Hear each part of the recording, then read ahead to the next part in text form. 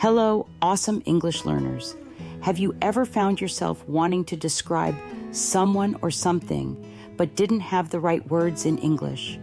Maybe you wanted to say someone is tall, or that a book is interesting, but you got stuck? Well, you're in for a treat today. Absolutely, Isabella. Today, we're diving into the world of adjectives, those magical words that help you describe people, places, and things. By the end of this video, you'll have a solid set of adjectives in your vocabulary toolkit that will make your English descriptions clear, colorful, and more expressive. And here's the exciting part. We're going to cover 10 essential adjectives in 6 easy sections. These are words you can use every day to talk about appearance, size, color, and much more. Plus, we've included tons of examples and fun exercises to help you master these adjectives. So stick with us until the end. You won't want to miss any of these useful tips. Ready to make your English descriptions shine, Isabella? Let's jump in and start exploring the power of adjectives. Let's kick things off by learning how to describe people's appearance, which is one of the most common ways we use adjectives. First up is the word tall. Tall is used to describe someone who is above average in height. You might say, she is tall and elegant, or my brother is very tall. Yes, and being tall can be seen as an advantage in many situations, like reaching the top shelf in the kitchen. Now, let's practice using tall in different contexts. For example, the basketball player is tall, which helps him score easily. Or, the tall trees in the forest make it feel magical. Try using tall in a sentence about someone or something you know. Another important word is short.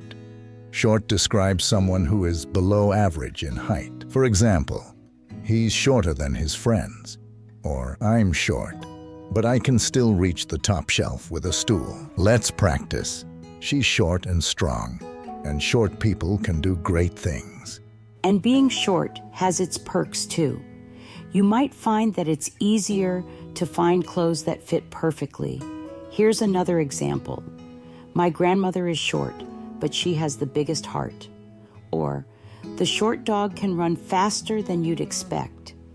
Think of someone who is short and describe them. Next, let's talk about beautiful. Beautiful is a word you use to describe someone who is very attractive or something that is aesthetically pleasing. You might say, the actress is beautiful, or that sunset is beautiful. Let's practice. She has a beautiful smile, and the flowers in the garden are beautiful. Beautiful can be used for more than just people. Places, things, and even moments can be described as beautiful.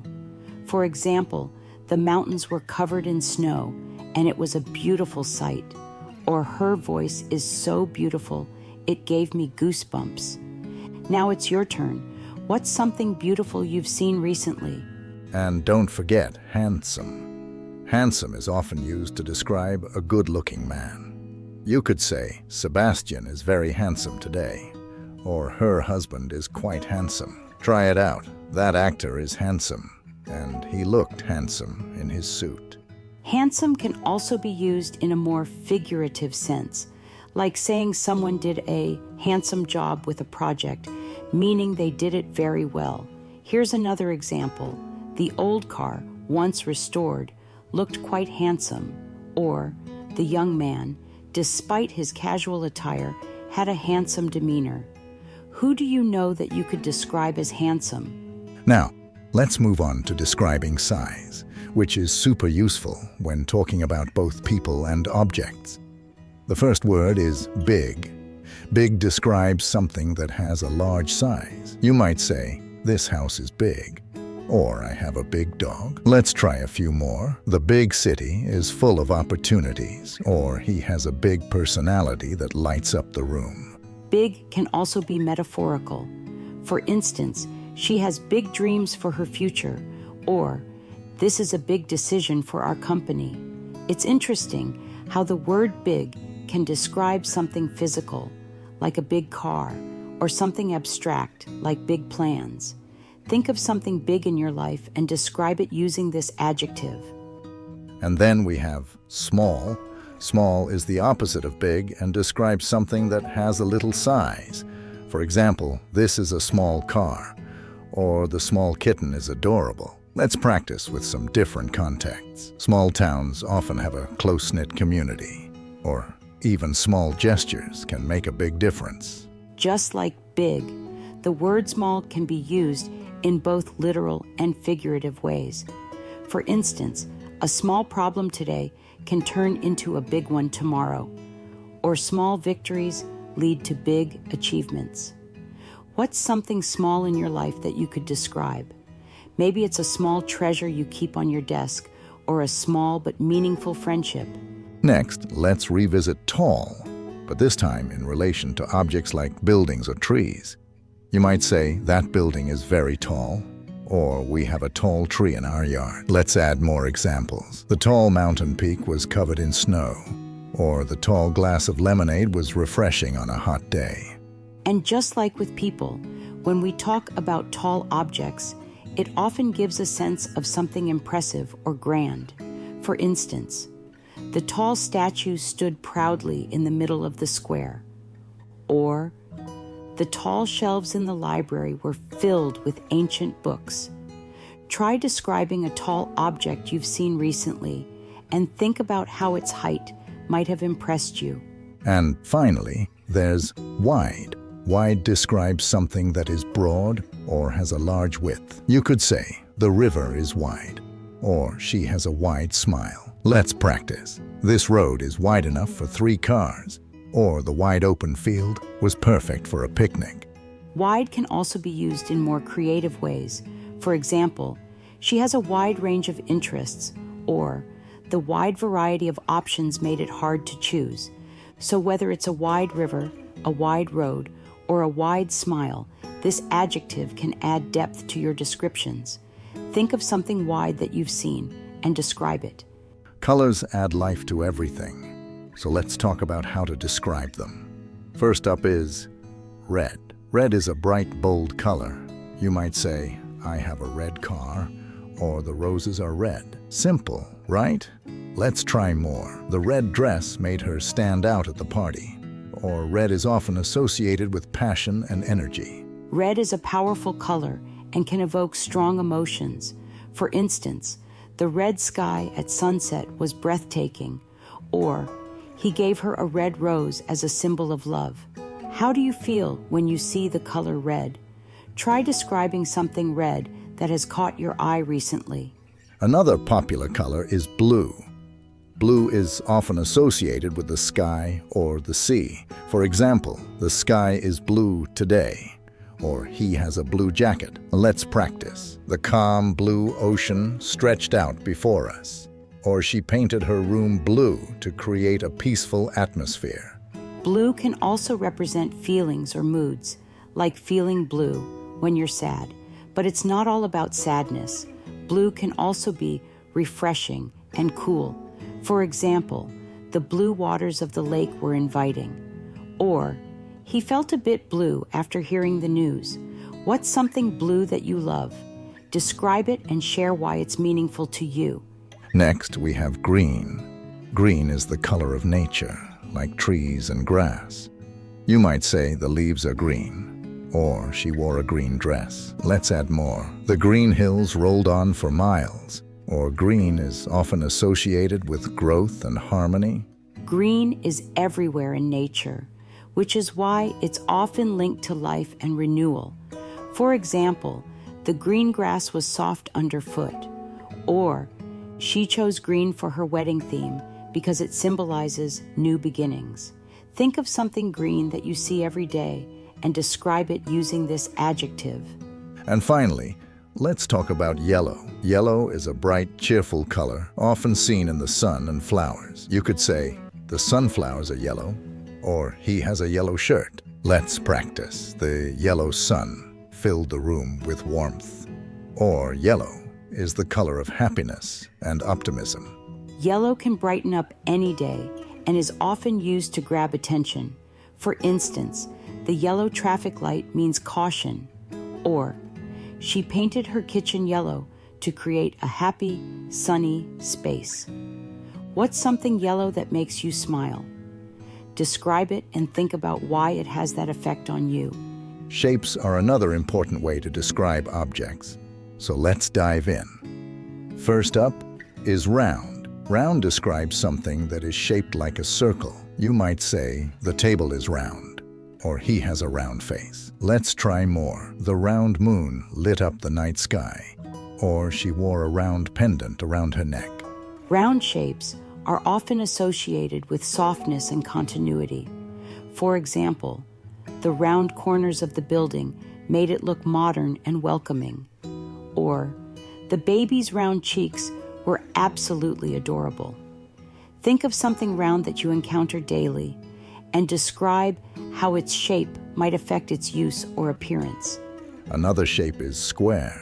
Square describes something with 4 equal sides. For example, the box is square, or she lives in a square-shaped house. Let's practice. The square picture frame held a family photo, or he folded the paper into a neat square. Square shapes are often seen as solid and reliable. For instance, the square garden was lined with flowers, or the square tiles gave the room a clean, geometric look. What's something square in your environment? Describe it and think about why a square shape might have been chosen for it. Next, we have flat. Flat describes something that is level and smooth, with no height. You might say, the ground is flat, or she has a flat-screen TV. Let's add more. The flat surface was perfect for writing, or he preferred flat shoes for comfort. Flat objects are often practical and functional. For example, the flat road made for an easy drive, or the flat stone skipped perfectly across the water. Think of something flat that you use every day and describe how its flatness makes it more useful. And finally, let's talk about curved. Curved describes something that is bent or has a smooth, rounded shape. You could say, the road is curved, or she has a curved smile. Let's practice. The curved bench fit perfectly in the garden, or the curved lines of the car made it look sleek and modern. Curved shapes are often associated with elegance and fluidity. For example, the curved bridge added beauty to the landscape, or her curved posture showed she was relaxed. What's something curved that you find aesthetically pleasing? Describe it and think about how its shape enhances its appeal. Now let's move on to describing the qualities of people and things. First up is friendly. Friendly describes someone who is kind and easy to talk to. You might say, my neighbor is very friendly, or she's a friendly person. Let's practice with different scenarios. The friendly dog wagged its tail, or he gave me a friendly smile when we met. Being friendly is a quality that makes others feel comfortable and welcomed. For example, the friendly atmosphere at the party made everyone feel at home, or the teacher's friendly approach helped the students learn better. Who's the friendliest person you know? Describe how their friendliness makes a difference. And then we have strong. Strong describes someone or something that has power and strength. For example, he is very strong, or this rope is strong. Let's add more. She has a strong will and never gives up, or the strong winds knock down trees. Strength isn't just physical. It can be mental or emotional too. For instance, her strong resolve helped her overcome the challenges, or he remained strong during tough times. Think of someone or something strong in your life and describe what makes them or it so powerful. Next, let's talk about brave. Brave describes someone who is not afraid to face danger or challenges. You might say, she is a brave firefighter, or he made a brave decision. Let's practice. It was brave of you to speak up, and bravery is admired by many. Bravery comes in many forms: standing up for what's right, trying something new, or simply facing your fears. For example, The brave child stood up to the bully. Or, it was brave of her to travel alone. Who's someone you admire for their bravery? Describe a situation where they showed it. And finally, there's quiet. Quiet describes someone or something that makes little or no noise. You could say, the library is quiet, or he is a quiet person. Let's practice. I enjoy the quiet mornings before everyone wakes up, or she spoke in a quiet, soothing voice. Quiet can also describe a calm and peaceful environment. For instance, the quiet countryside was a perfect escape from the city, or he found solace in the quiet moments of reflection. What's a quiet place or moment that you cherish? Describe it and think about why its quietness is valuable to you. Let's do a quick recap of the 10 key adjectives we've learned today so you can confidently describe people and things in English. Tall, above average in height. Short, below average in height. Big, large in size. Small, little in size. Red, a bright, bold color. Friendly, kind, and easy to talk to. Strong, having power and strength. Round, shaped like a circle. Square, having 4 equal sides. Quiet, making little or no noise. These adjectives are your tools for painting pictures with words. The more you practice using them, the more vibrant and precise your English will become. We hope you enjoyed this journey through basic adjectives with us today. Remember, the key to mastering these words is practice. So try using them as much as possible in your daily conversations. And here's a challenge. Pick one person or thing around you and write a sentence using one of the adjectives we've learned today. Share it in the comments below, and we'll feature some of your sentences in our next video. Thank you for joining us. If you enjoyed this video, be sure to give it a thumbs up, subscribe to our channel, and hit the notification bell so you never miss a lesson. Keep exploring, keep describing, and most importantly, keep having fun with English. See you next time. Keep practicing and enjoy describing the world around you.